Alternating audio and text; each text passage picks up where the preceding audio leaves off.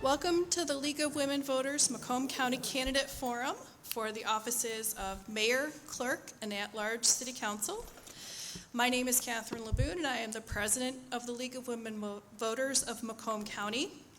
The Macomb County League provides nonpartisan voter services to the cities, townships, and villages of Macomb County. The League of Women Voters is a national organization whose mission is to promote political responsibility through informed and active participation of the citizens in government. The League neither opposes nor supports candidates or political parties. We welcome all aged 16 and over to membership. I'd like to thank Warren Consolidated Schools Superintendent Robert Livernoy, Warren Mott High School Principal Kevin Kittle, and AV Coordinator Nick Petrone for the use of this building and its facilities. Also, a big thanks to Warren TV for recording this event. I would now like to introduce our moderator for the evening, League member Maria Rivera.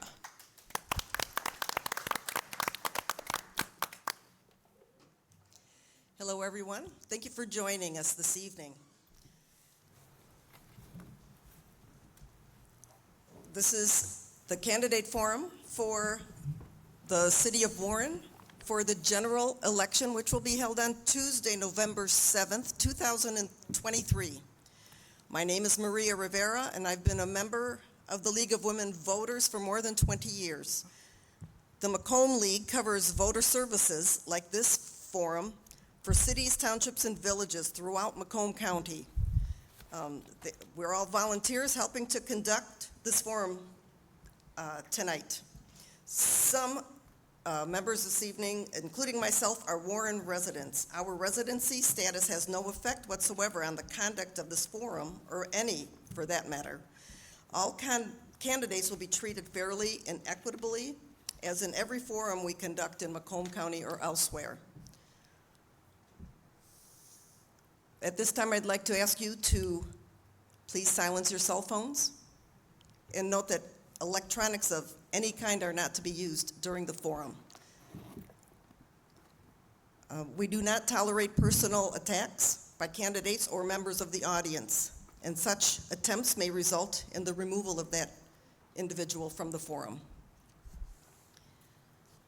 Recording of this event by the audience is strictly prohibited.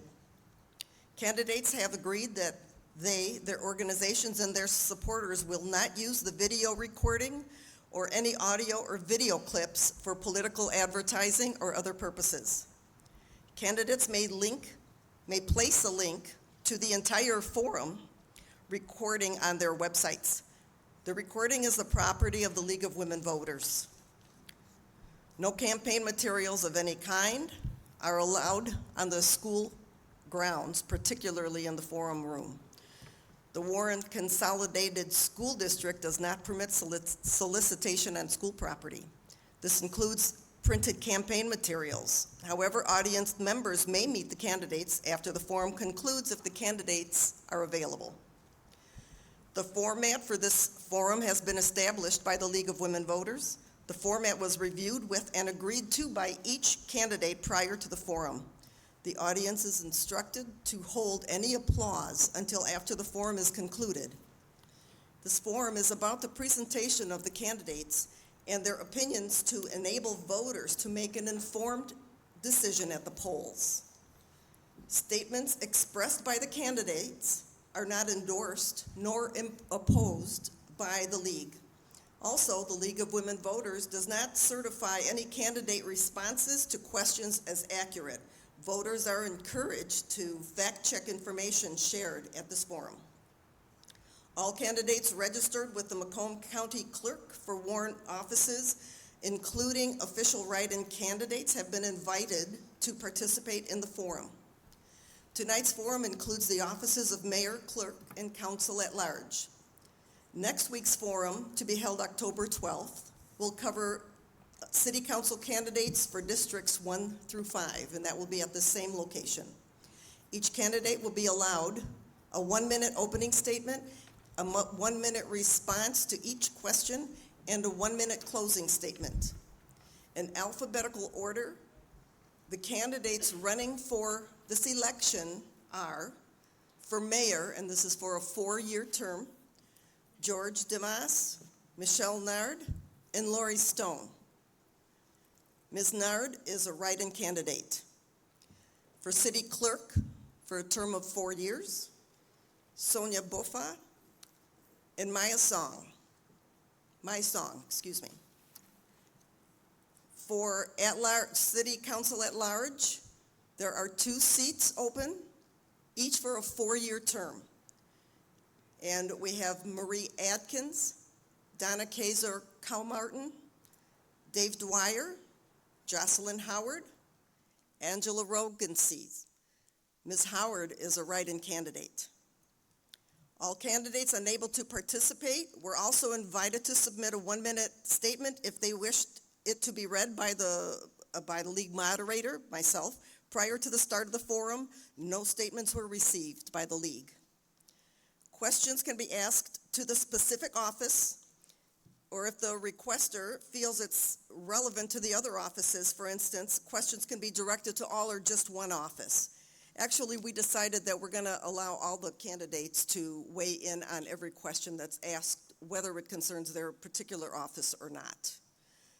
So the order for participation for these candidates have been determined by drawn lots just prior to this forum, with the limiter being the mayoral candidates are the first 2 to my left.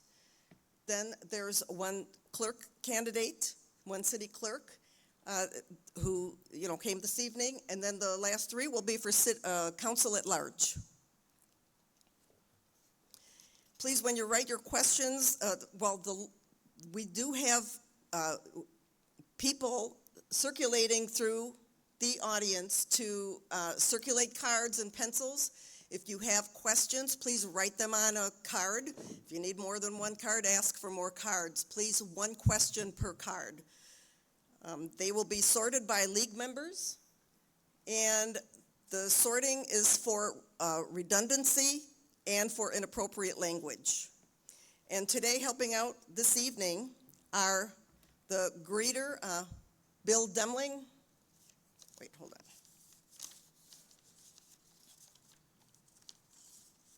on.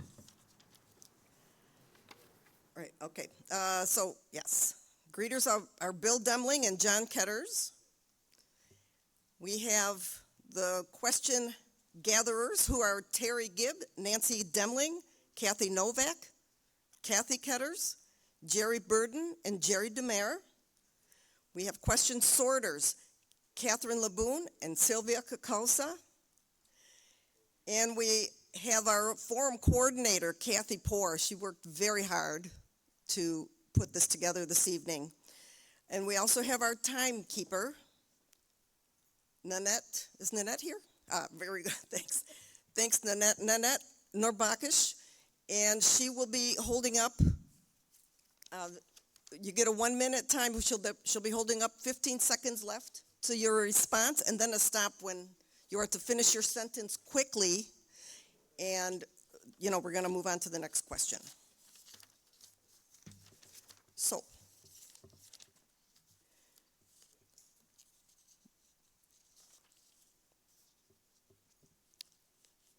So the purpose of this forum is to provide valuable non-partisan, I think I said that, didn't I? Non-partisan information. And tonight we have candidates. I will present our candidates. The first 2 are for mayor. We have Lori Stone. We have Michelle Nard, who's a write-in candidate. Mr. Demas did not respond to our invitation to participate in this forum. Mr. Demas, thank you. And for city clerk, we have My Song, and she's sitting in the center there. Ms. Buffa did not respond to our invitation to participate in this forum. For the Warren Council at Large, we have Marie Atkins, Jocelyn Howard, who is a write-in candidate, and Angela Rogan Sees. Thank you. Ms. Kazor Cowmartin and Mr. Dwyer declined to participate. So we will start with our questions.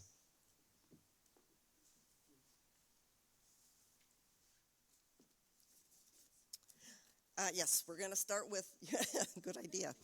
So we're going to start with a 1-minute opening statement.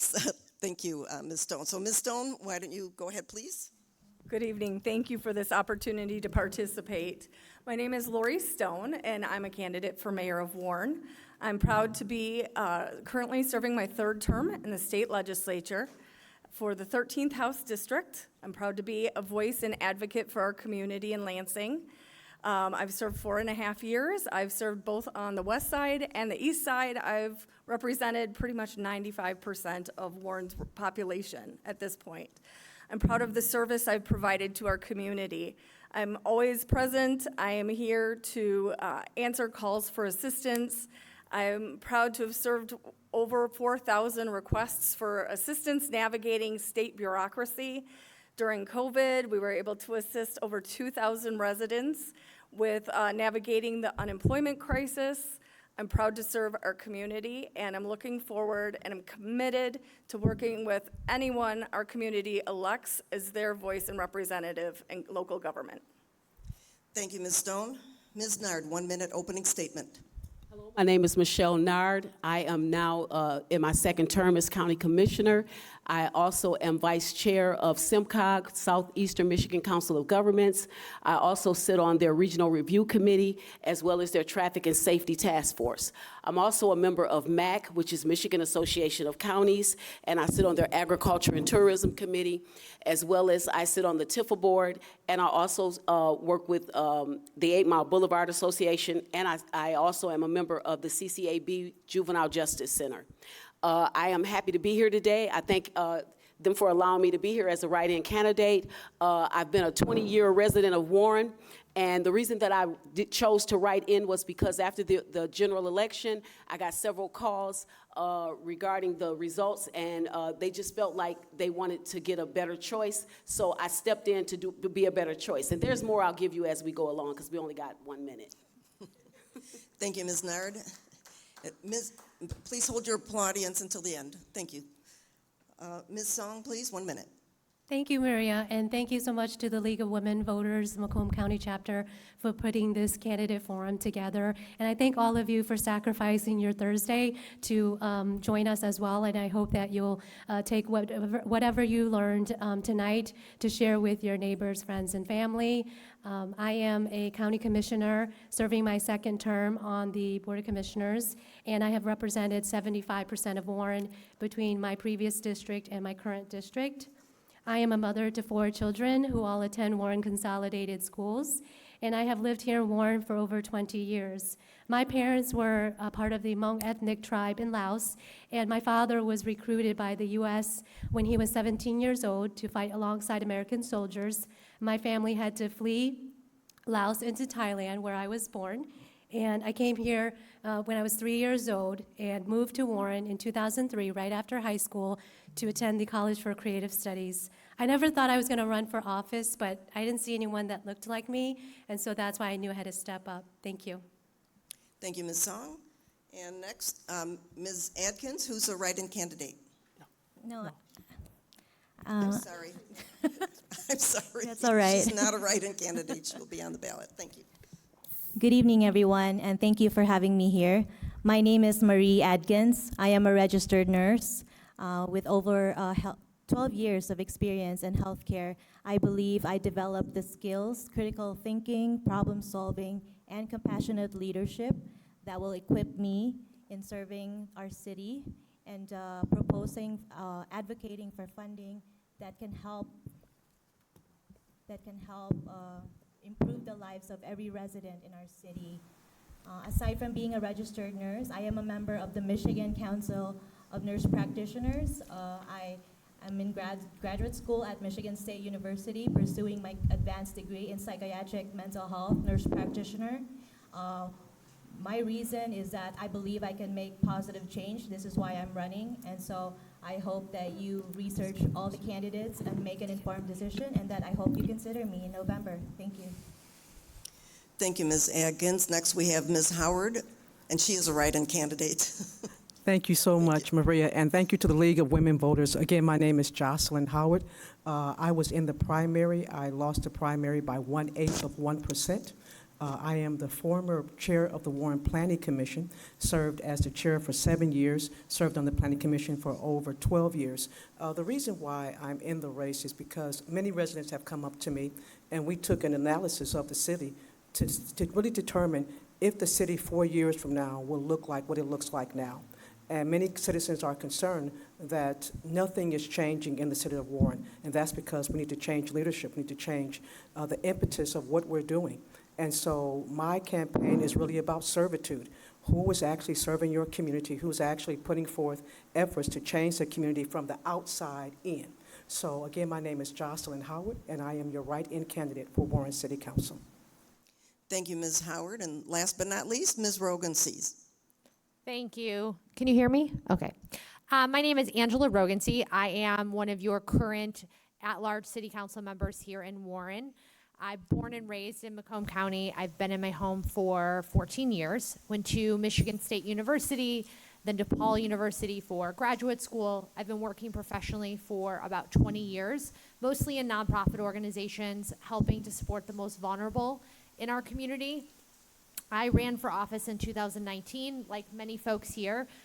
They say if you are upset with what you see in the government, you should run for office. And so I did, and have enjoyed the 4 years serving as a elected official here. A couple important accomplishments which we will cover, I'm sure, as the evening progresses, is supported the addition of about $35 million in road funding, $28 million in Parks and Rec funding, and passed about 7 really important policies that relate to diversity, equity, inclusion, good government, anti-discrimination, and a variety of other things. Beyond that, I'm a dog and cat mom. I'm a breast cancer survivor and an aunt to some beautiful nieces and nephews. Thank you, Ms. Rogan-See. Next, first question will go first to Ms. Nard.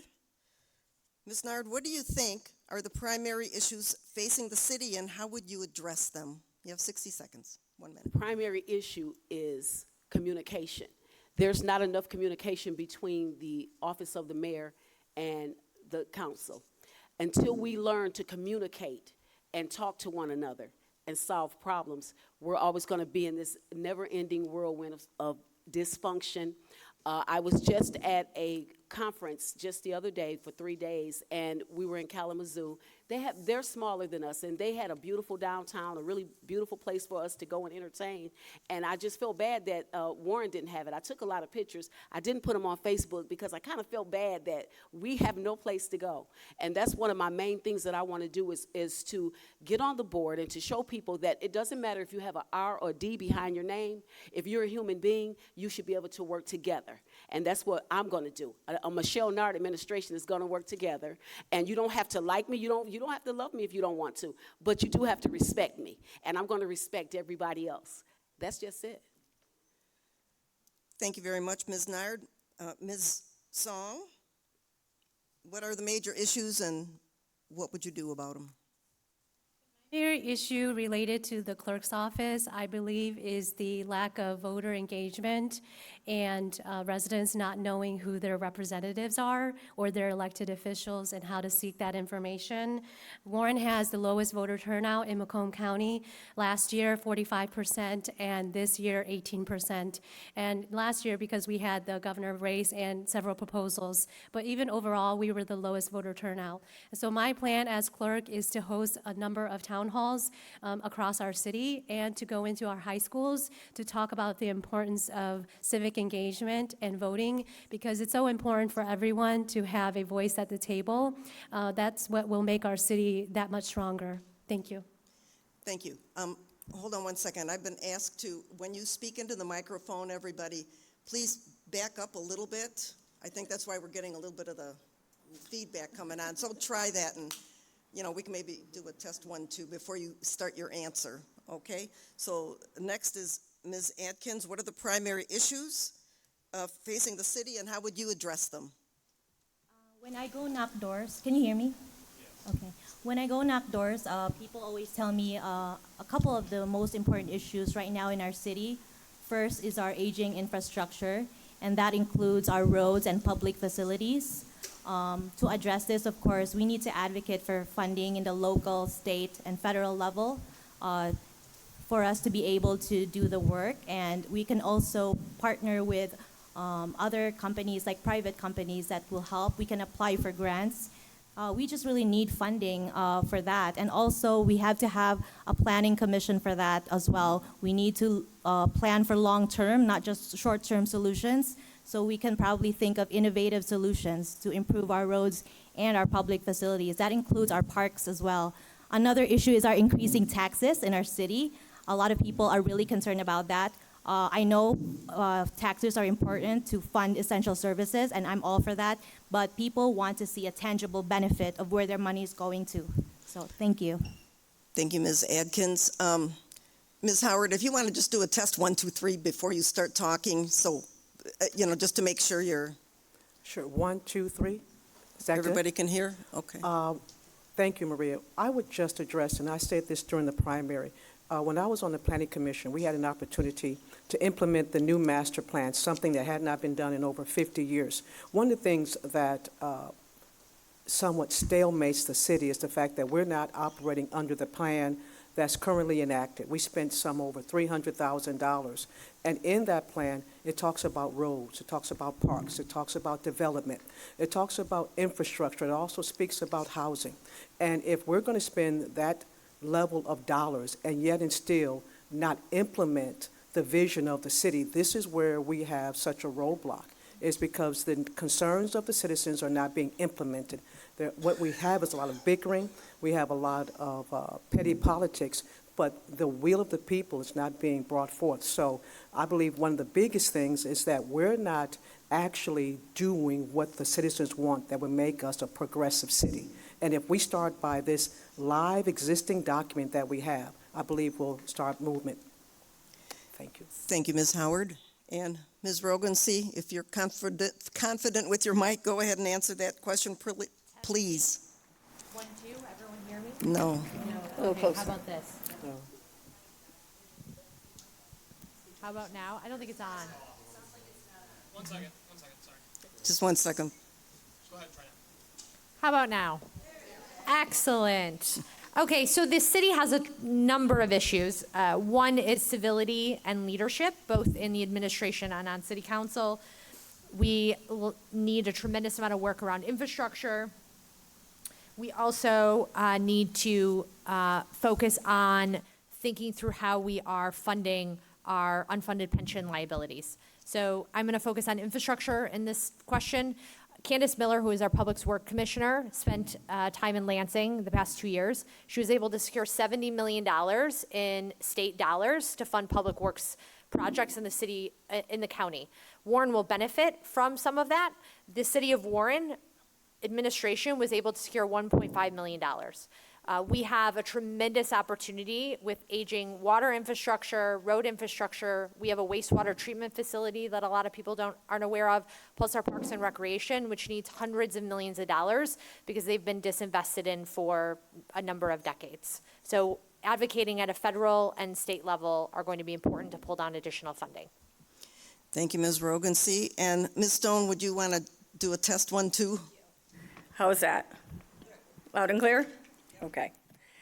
For me, the primary issue I hear from residents is around trust in local government. The division and friction between bodies of local government over the last few years have led to frustration and discontent within the community. I think, first of all, with my commitment to work together and forge those relationships and make sure we're delivering from residents, we can help residents make sure that they feel their voices are being heard and that they're being considered in local decisions. As a legislator, I've worked across the aisle to forge common ground on a variety of local issues and to deliver legislation and I have held monthly community conversations. First, to report out what I'm working on so the community understands our role as an elected official. I answer questions because I believe in accountability and transparency, and I take concerns back to continue working on. Thank you, Ms. Stone. Next question will go first to Ms. Song. Now, this is addressed to the mayor and council, but please weigh in as you wish. Marijuana is very popular since the state has legalized it. Some cities have strict city ordinances against it. What do you see our city's position, or what our city's position should be towards its availability and legality? Thank you for that question. As a candidate for clerk, if I were elected, I would work with city council and the mayor to ensure that whatever ordinances they adopt in terms of the marijuana use, that I will follow the law, and I will not be the person to hold discretion and to make sure that I publish any ordinances that the city council and the mayor has adopted. So I don't have personally an opinion on that, but I think no one is above the law, and we have to follow through, and I will plan on doing that as clerk. I won't work for anyone but the people that I serve, and I won't be making backdoor deals with anyone. Thank you. Thank you, Ms. Song. And Ms. Adkins, what do you see about marijuana and the availability and legality of it? Test 1, 2. Can you hear me? Hello, can you hear me? Hello. Okay. So, yes, I understand, and I am aware of the tax revenue from marijuana the marijuana industry. But as far as being in our city, I believe we can benefit if we limit the number of marijuana establishments that will be opening in our cities. Especially, we have to make sure it's at a far distance from schools, also from other places where children are there, because there's been a lot of incidents already in our state that children have suffered because of carelessness, from the parents in storing these marijuana or any, the edibles or whatever. So we have to make sure that we propose policies that for proper storage, and also, make parents accountable and make them responsible if they are into that and if they're using that. Thank you. Thank you.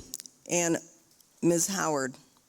Yes, thank you. When I was on the Planning Commission, we were responsible for putting forth the ordinances regarding the medical marijuana facilities, and we were very adamant about it being away from schools, churches, playgrounds, places where children and those who are vulnerable would congregate. I'm a proponent that we have so many tool and die facilities that we can engage different businesses. We want to diversify our business area. It doesn't have to be all medical marijuana. It doesn't have to be that at all. We have so many different entrepreneurs in the city and around the city who want to invest in the city. And we need to look at varying options on how we can use some of these properties and what type of business that we can put in them. Thank you, Ms. Howard. And Ms. Rogan-Sees, what do you see our city's position should be towards marijuana availability and legality? So cannabis and marijuana has been tied up in litigation since I was elected in 2019. So there have been multiple settlements and dozens of court cases as it relates to cannabis in the city.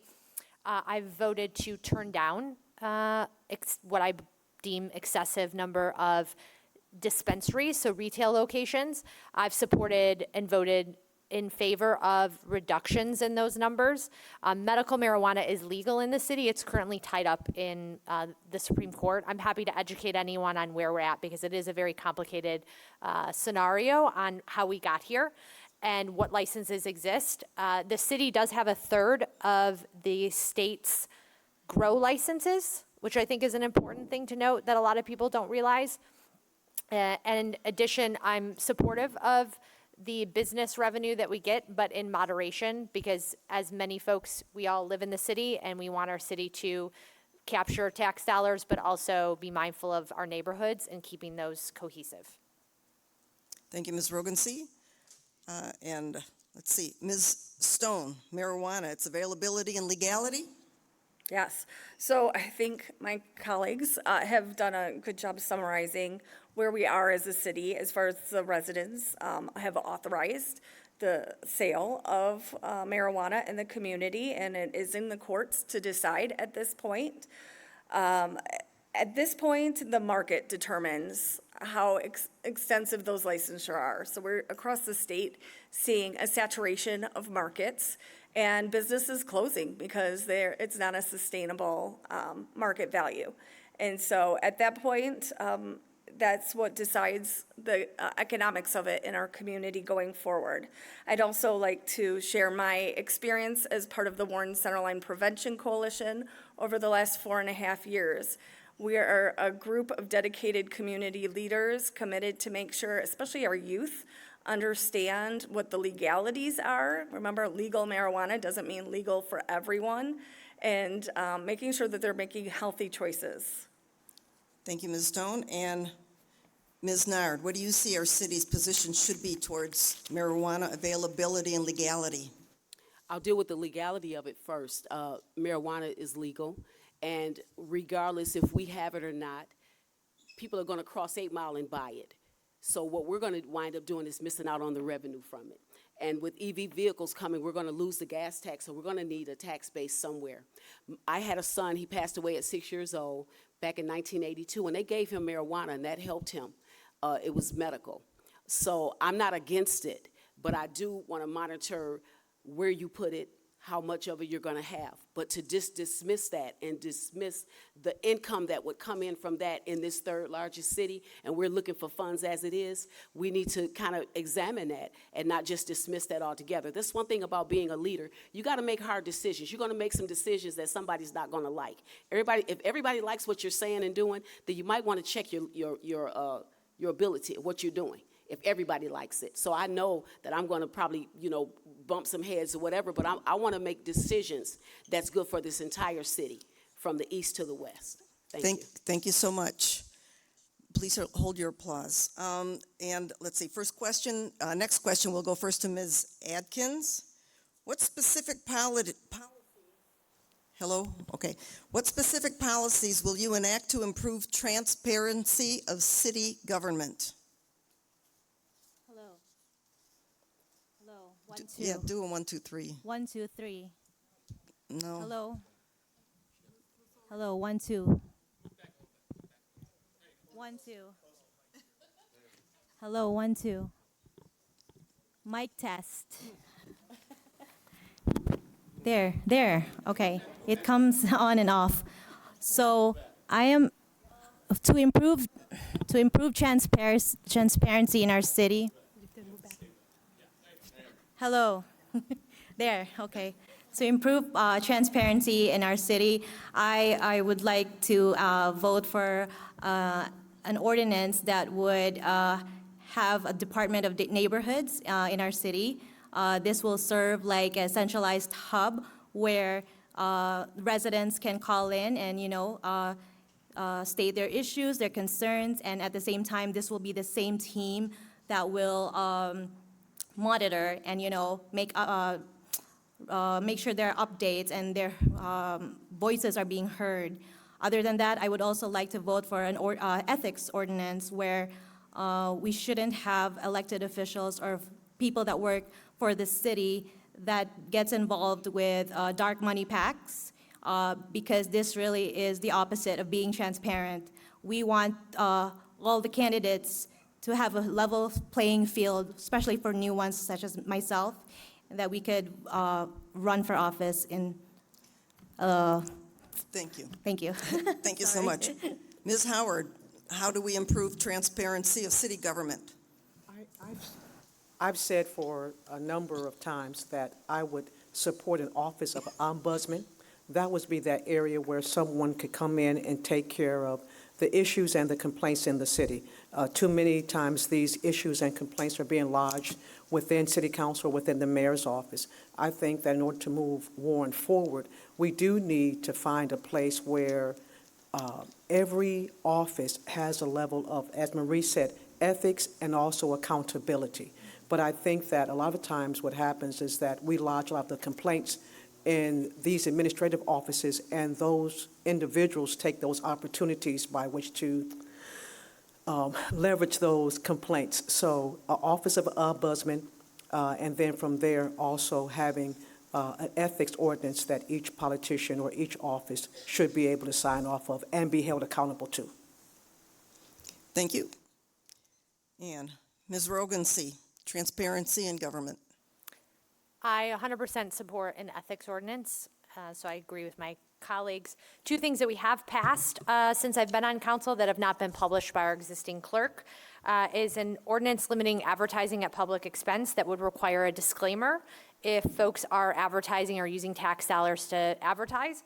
We also voted to support the addition of a open governance ordinance, which requires the city clerk to publish all meeting agendas, backup minutes, audio and visual recordings of city boards, commissions on the city website so that this is public information. Many folks in the city don't know that we have dozens of commissions and committees. I sit on 5 or 6 of them myself, and that they are actively involved in the community, and folks should be able to access that information easily. Additionally, I would make sure that there is improved communication via an app or additional communication that allows two-way communication between the city beyond just having to call and lodge a complaint with the mayor's office. Thank you so much.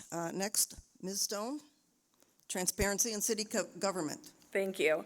As a state legislator, as mayor, I would continue the transparency practices I've implemented as state representative, including town halls, which give an opportunity for both leadership to share, explain, inform, and educate the public on decisions, as well as allow the public to weigh in with questions and concerns and make sure their voices are being heard.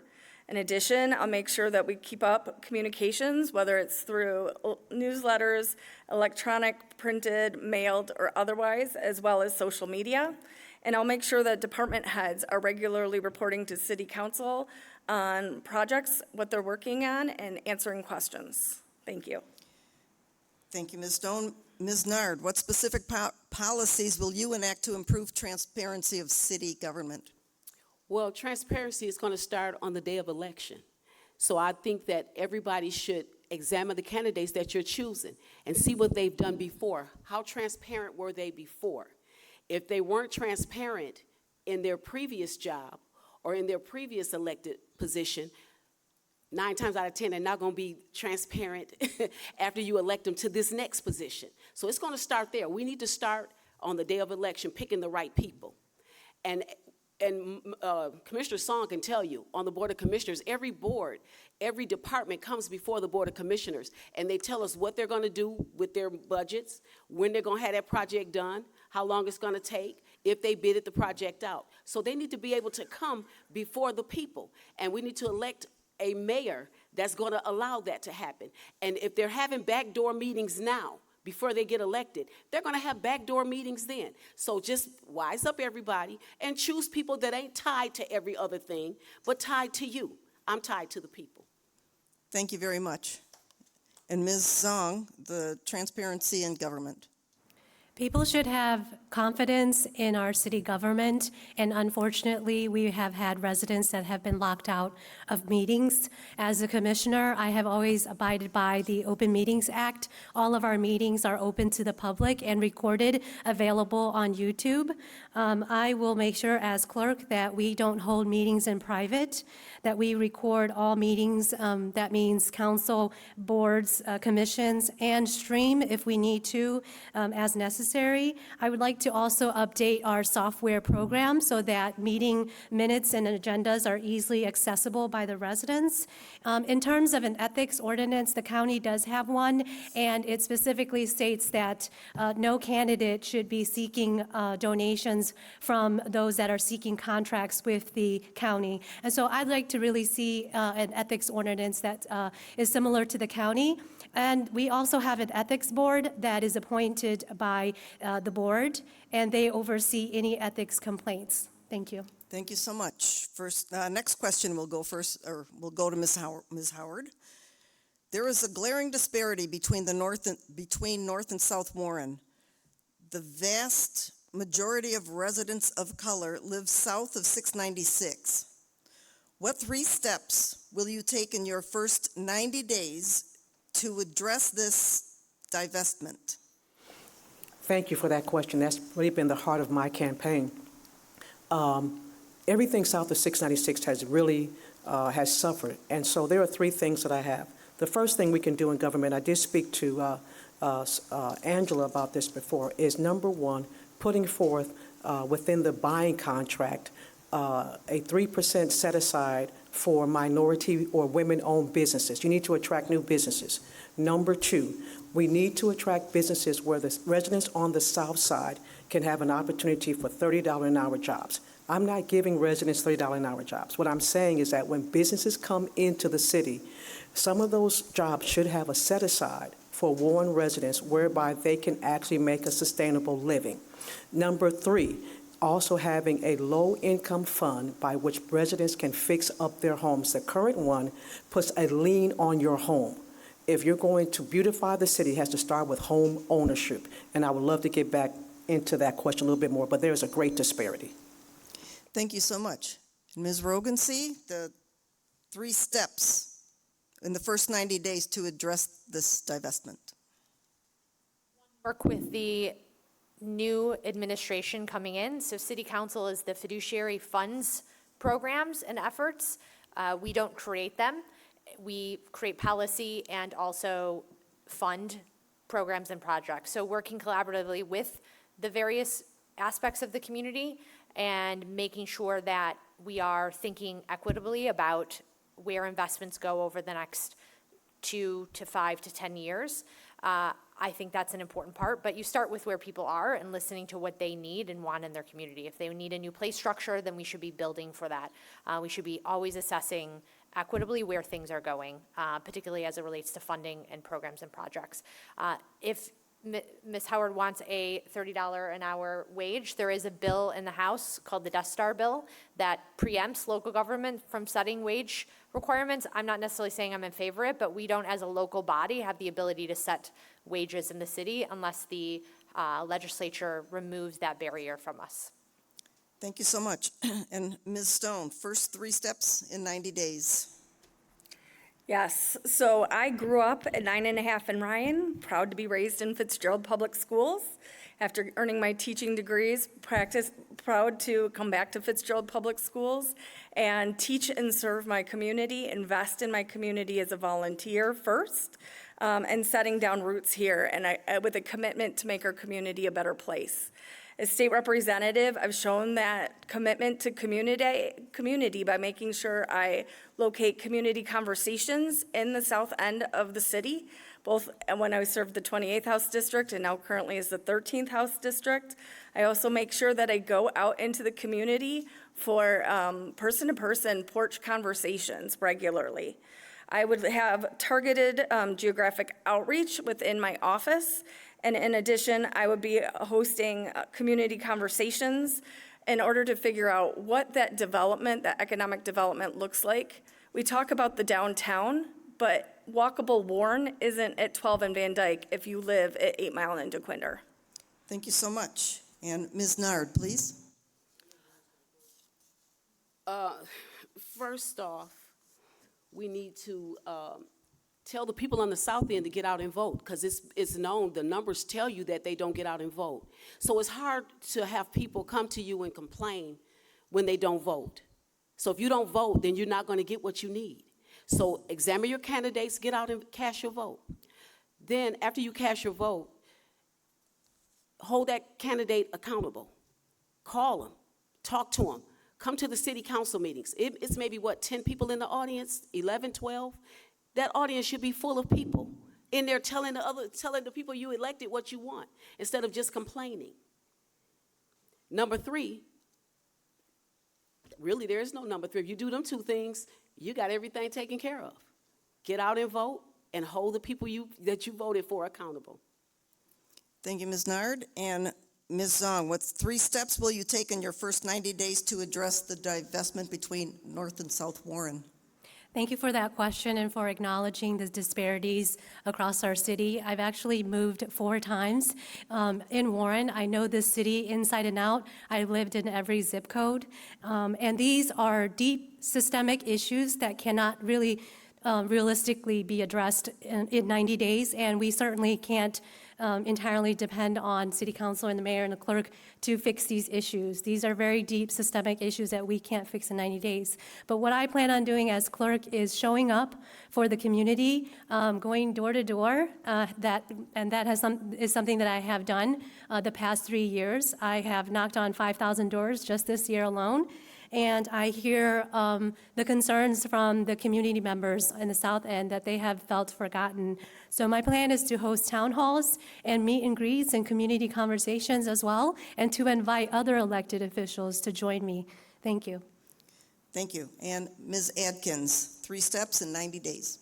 So I am very proud to say I am a resident of the south side of Warren, which is in 9 Mile and Shaner.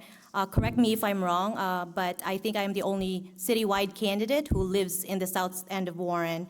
Now, I would like to advocate for more funding towards the south. This is why I constantly say that I'm not in favor of a downtown development in our city center that will only have strip malls and hotels, because this really doesn't benefit all of us. We already have a house that we live in, but what we need to do is have more funding to fix our parks, make them more accessible, more inclusive to special needs children.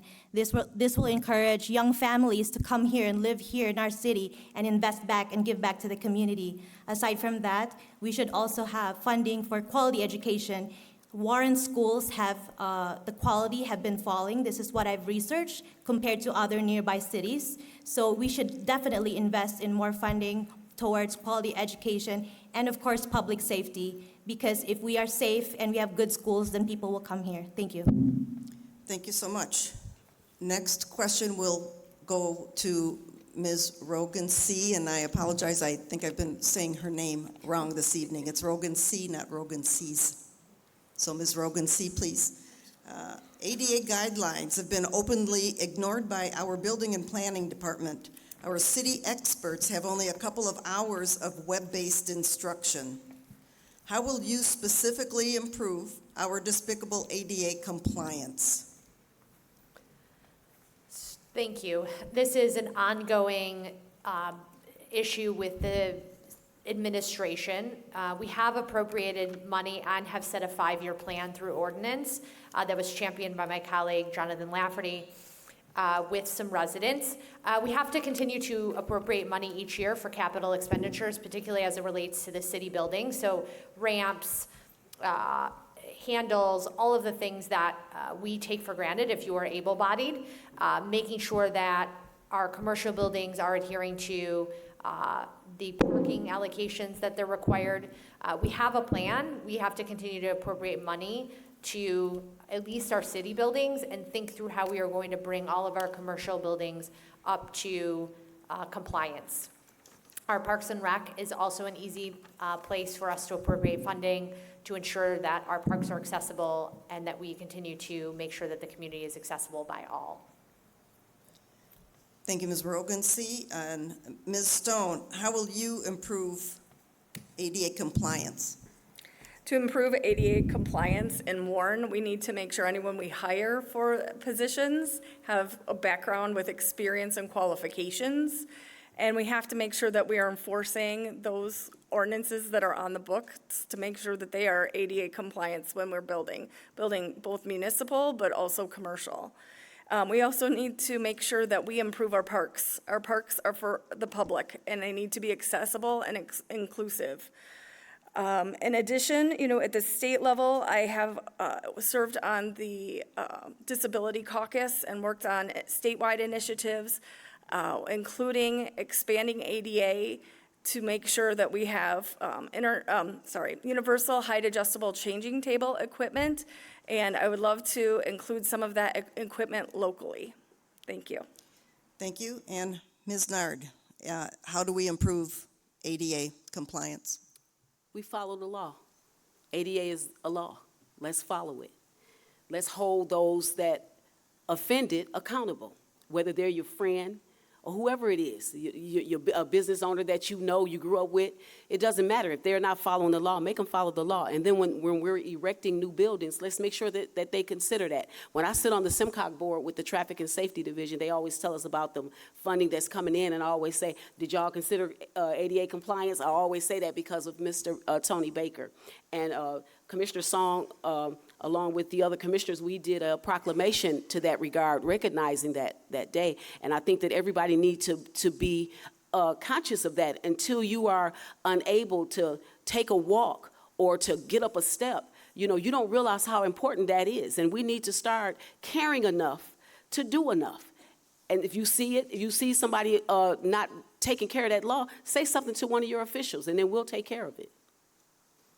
Let me just say one more thing, if I could. There was a little girl, I was at a park in Centerline. I'm sorry, the time's up. My apologies. Okay, I'll do it on the next one. Okay, Ms. Song, anything to say about ADA compliance? So the city does have an ADA ordinance, but it's currently not being followed. I think we need to do a better job to enforce that law. We do have a Michigan election law that, in terms of elections, that if you have barriers accessing a ballot drop box, that the clerk has to provide reasonable accommodations. That means coming to pick up your ballot. And so if you need someone to pick up your ballot, make sure you call the clerk's office. Our ballot drop boxes that we do have around the city, we do have 5 of them. I did drive around yesterday to see where they were at. There's one at the water treatment plant, and as you're going into, if you're on 14 Mile going to Warcop, there's a large sign that says no trespassing, no public access. And so if someone sees that, they will, be concerned that they can't access it. And so I'm going to make sure that all of our ballot drop boxes are ADA compliant, because we do have about 20% of our residents here in Warren that have a disability. Thank you. Thank you very much. Ms. Adkins, ADA compliance. So I believe, bottom line, to resolve this issue, we just need new leadership. As what Angela said, we have allocated the funding. What Lori, Michelle, and Mai have stated, we have ordinances in place. So we need a new leader that will appoint the right people and make sure these people are qualified, and also they would do their jobs, because they're elected there for a reason, they're appointed there for a reason, we're paying taxes for them to do their jobs. And we should have a new leader that will make sure that the right people are appointed. So definitely tell everyone in Warren, you have to go out and vote on November 7, because for the first time in almost 2 decades, we have the opportunity to vote for a new mayor. So kudos to us all, and I'm all excited. Thank you. Thank you very much. And Ms. Howard, please, ADA compliance. Yes, within the planning department, and especially with the master plan, it lends itself to dealing with the ADA compliance. The reason why a lot of these things are not being implemented is because the master plan is not being implemented. They cover all of those issues. So if we start following the master plan, a lot of these issues will be taken care of.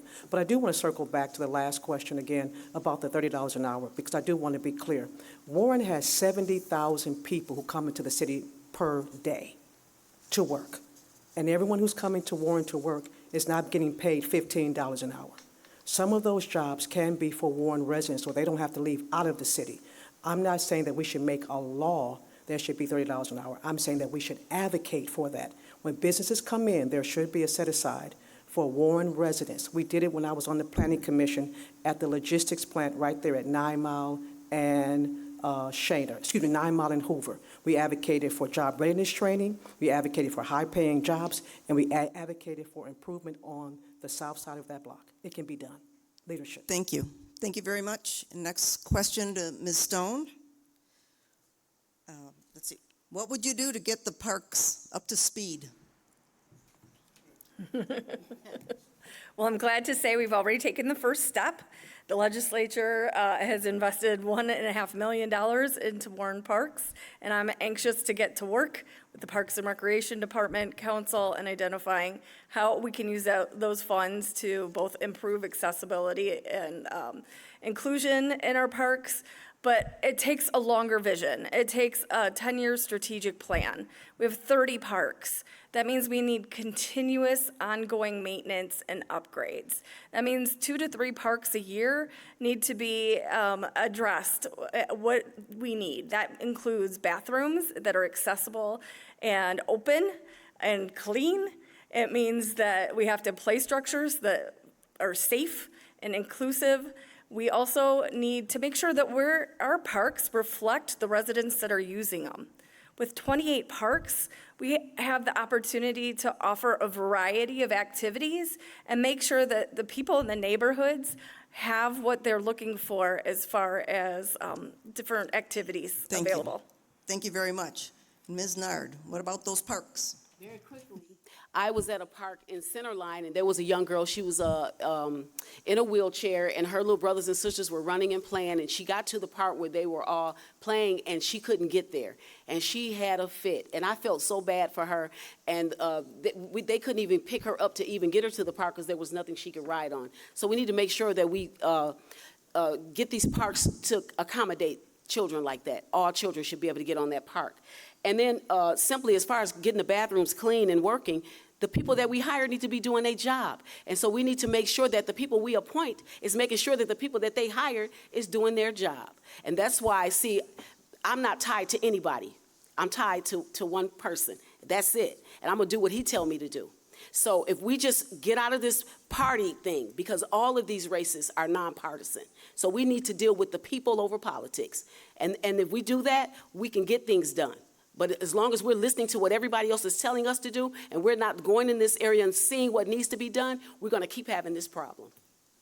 Thank you so much. Ms. Song? I'm going to put on my mom hat since this is not relevant to the clerk's position. But there is a barrier-free park in Fraser called the McKinley Park. It's right off of 13 Mile east of Hayes. And I take my kids there because the bathrooms are always open.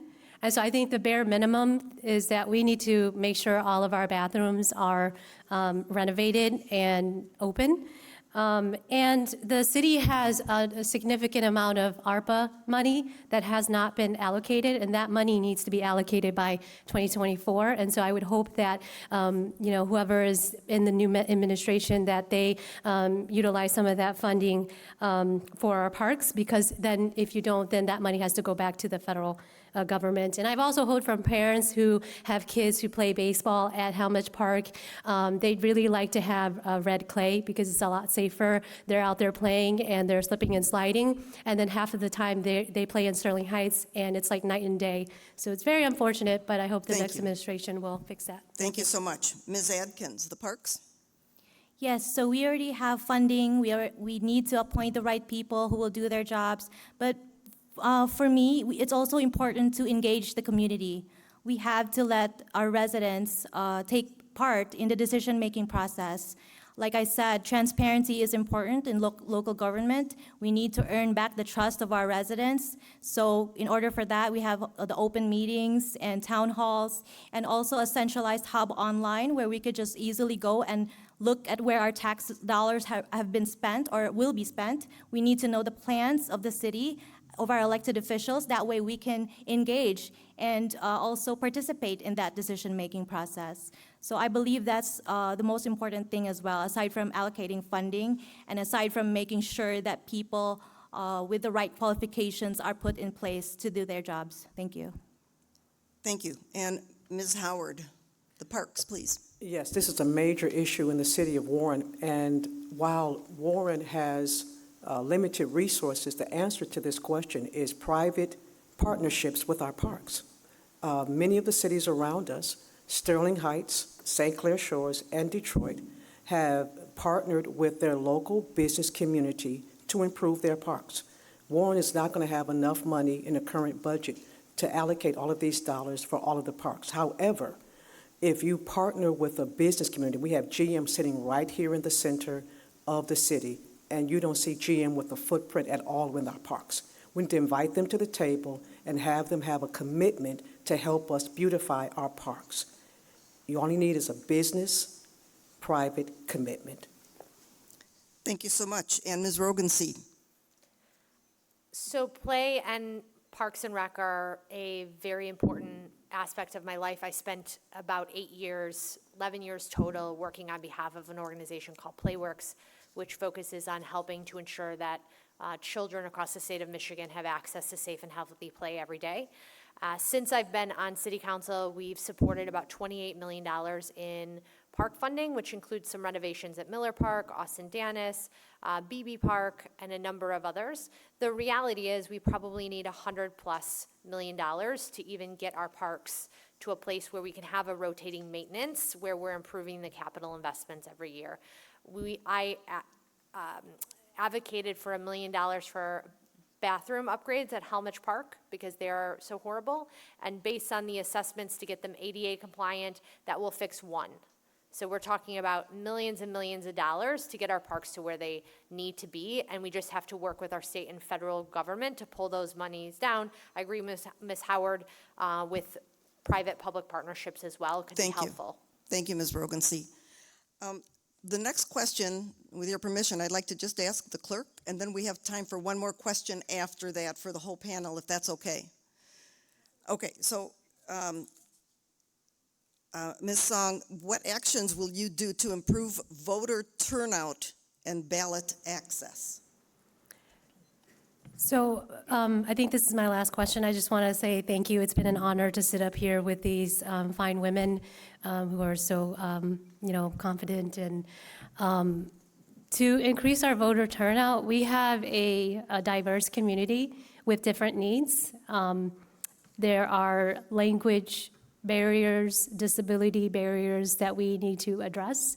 And so I'm going to look at our population to see if we need to have ballots that are translated into other languages to help those that may need additional support, and hiring people that looks like us so that when you come to the clerk's office that you feel comfortable that you're being served by someone that might look like you, resemble, or understand what those barriers might be.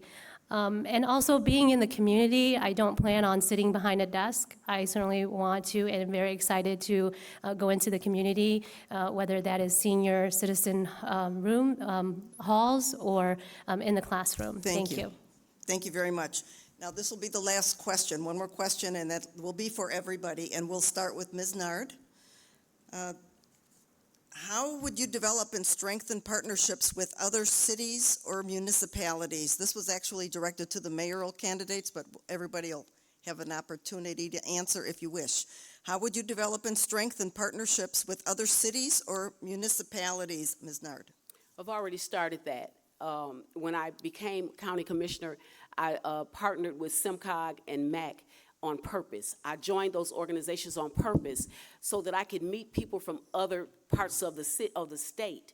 I've met people from the north of the state to the south of the state, and from the east to the west. And I've made partnerships, and it's going to take those partnerships and relationships to help build that. And one of my main things was making 8 Mile safe. I know when we had that Second Amendment come up, and a lot of the people were upset at the way that I voted on that. But see, I live right by 8 Mile. I'm maybe 6 blocks from 8 Mile. You can't take away people's guns by 8 Mile. We need that, especially if you're legal. You need to have your gun. So, you have to make you're going to have to make those type of decisions. So that's why I made the partnerships that I did. And I want to partner with, we don't have a relationship with our county sheriffs. We need to have if criminals see sheriffs driving up and down 8 Mile, they'll be less likely to go to Stellantis and steal a car and drive over and smoothly over into 8 Mile with those cars. So we just got to do it. And that's what I plan to do. Just do it. Thank you. And Ms. Song, if you want to answer, or you can pass whatever you wish, how would you develop and strengthen partners with other cities or municipalities? So I will certainly lean on other city officials. I will certainly lean on other city officials. For example, in Sterling Heights, they have passport services in their clerk's office. And so my plan is to look and see how their process is run and see if we can bring that to Warren.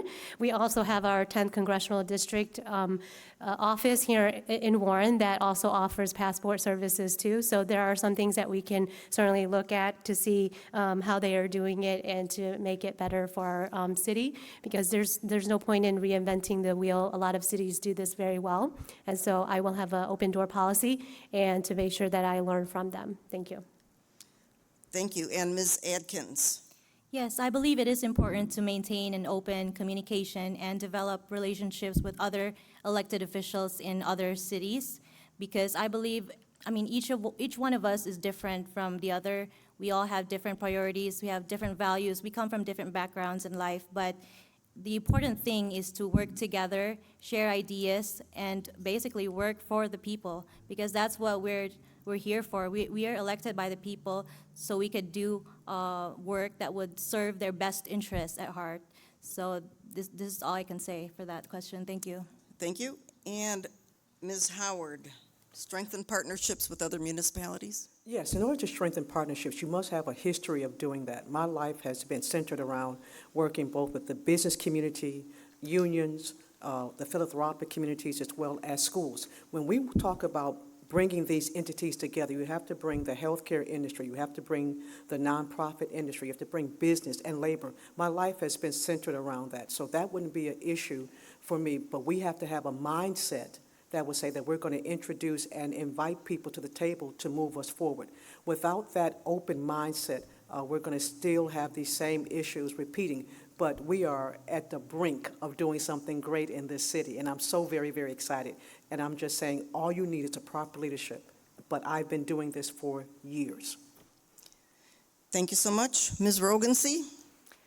I also have been doing this as an elected official, which is evidenced by my campaign, which is endorsed by neighboring elected officials, council members that border Detroit and Warren, the mayor of Sterling Heights, the mayor of Madison Heights, and a variety of other state and federal officials, which are endorsing my campaign because I have breakfast with them. I call them and ask them about issues.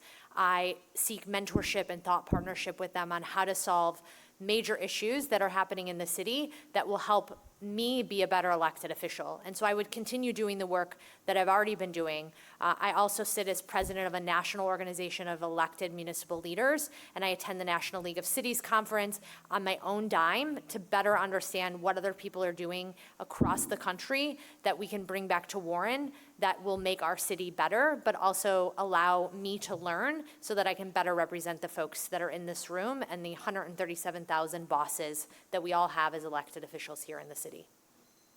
Thank you so much. And Ms. Stone, how would you develop and strengthen partnerships with other cities or municipalities? My position as state representative gives me a unique advantage from Lansing to examine what other communities around us are doing. For me, it's about not reinventing the wheel, looking for best practices and what are people doing and having success with, and seeing how we can put our unique Warren spin on that. And that's everything from, having a portion of my district in Detroit. I've had the opportunity to see what Detroit is doing on water affordability and housing affordability, and seeing what of those programs we can replicate locally. This includes networking, visiting, developing those relationships. There are so many opportunities to see what economic investment communities are doing well.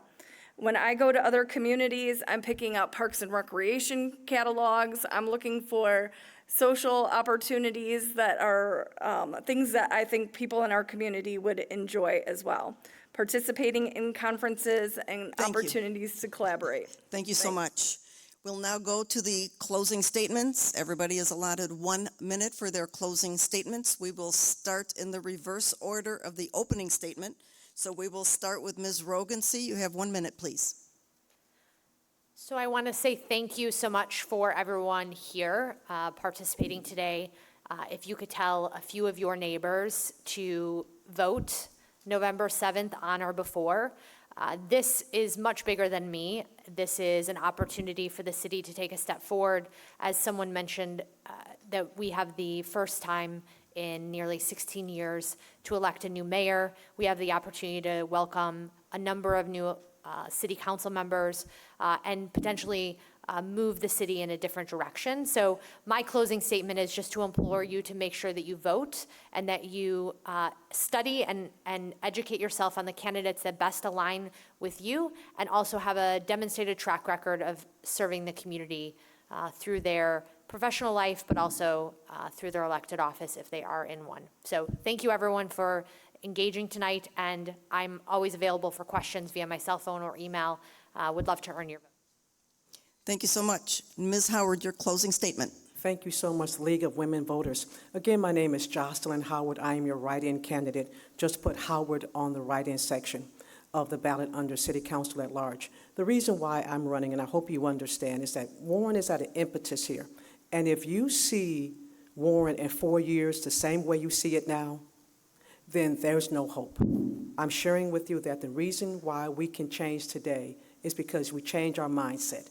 We change what we're going to do and how we're going to do it. I've been in the city for nearly 20 years, and for nearly 20 years, some of the same arteries look the same. Some of the same businesses look the same. This is not gentrification in our city, it's just a passing of time. And I'm very concerned that the next 4 years will look just like it does right now. So if you're looking for change, I ask for you to vote for me. My last name is Howard. Just put that on the ballot, because together we can make change together. It doesn't take a lot. It just takes one person to put the name in and spell out Howard. Thank you for your time.